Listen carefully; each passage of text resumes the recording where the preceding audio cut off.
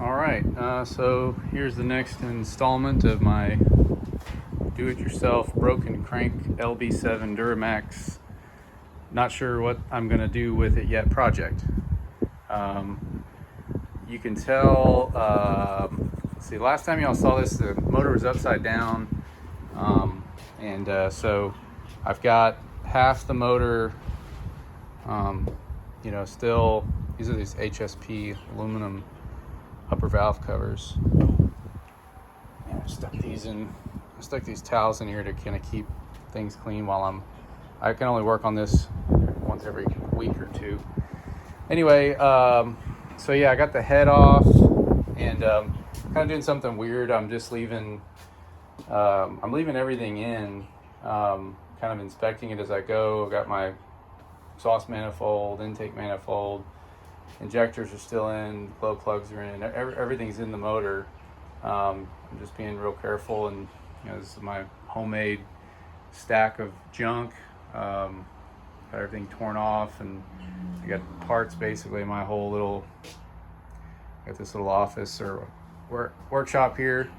But yeah, so I'm not seeing anything horribly disturbing about the block. I mean, still got the cross, like the cross hatches from when it was originally worked on. See if I get the camera down in there.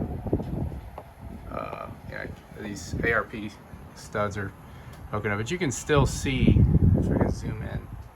Yeah, so I mean, this motor had barely 60,000 miles on it when the crank cracked, and so what I've decided to do is take it down to a short block and bring it to just a local Houston machinist. This motor was built and installed here in Houston, but built up in Canada. And one reason I went ahead and started getting all the heads off was that I knew I was going to have to get the push rods out because I needed to get the cam out.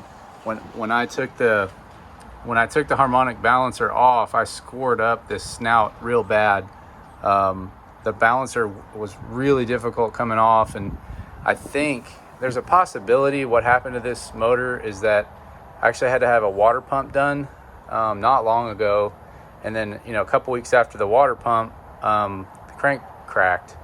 And I've heard that because to get the water pump off, you got to take the balancer off, and I don't know if the shop that did the water pump, I don't know how they could screw it up. At this point, this is kind of like a hobby deal for me. The last time I built a motor, I was in high school.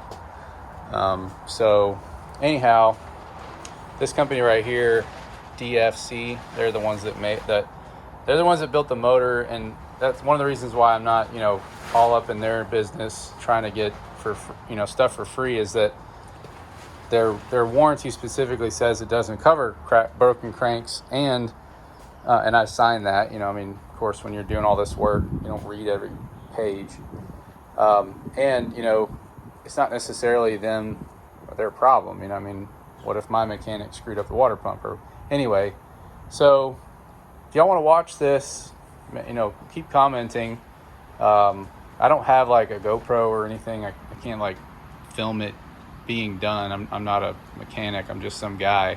I'm like working here with my wife's minivan, and it's not even a garage, right? It's like a carport or something. So I can only really do it when the weather's nice and wind's not blowing too bad, get a bunch of dust and everything. So I'm going to cover this all up with some plastic, and made myself a little push rod holder here. Let me walk you guys around and kind of, I guess, maybe talk about some stuff.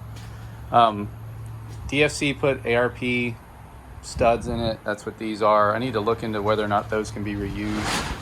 I don't know, but I'll figure it out. I've got all the accessories off. The motor, this is where the turbo goes here. This is where the pedestal mounts. It's a stock turbo, but Duramax tuner Stealth 64 setup. It has a Hamilton cam, Exergy injectors. It had a Sportsman Exergy pump. It was a pretty hot little motor. It would scoot. There's the truck over there. Yeah, I was originally thinking I've made a lot of mistakes already. I was originally thinking, oh yeah, I can just take off the lower valve cover and take the whole thing off, but then you got these wires stuck in there, so then I had to take the whole thing apart, and once I started taking stuff off, I just took everything off. Because I scored up that snout, so I had to use like a plumber's wrench. I used a harmonic balancer puller to get the balancer out. It was really difficult to get off, and I used a puller, and then the piece of the puller got stuck in the threads of the crank bolt, which is awesome. And I tried to drill it and everything to get it out, and I couldn't get it out. So I knew this crank was ruined, so I just put a big old pipe wrench on the thing, and that's how I ended up, getting, that's how I got like the torque converter bolts out. I had to have a way to hold the motor, and I couldn't hold it any other way. So anyway, I can't get this reluctor wheel off. I can't get any of this stuff off. I try to take, you see that's like how that's kind of crooked. I try to take that.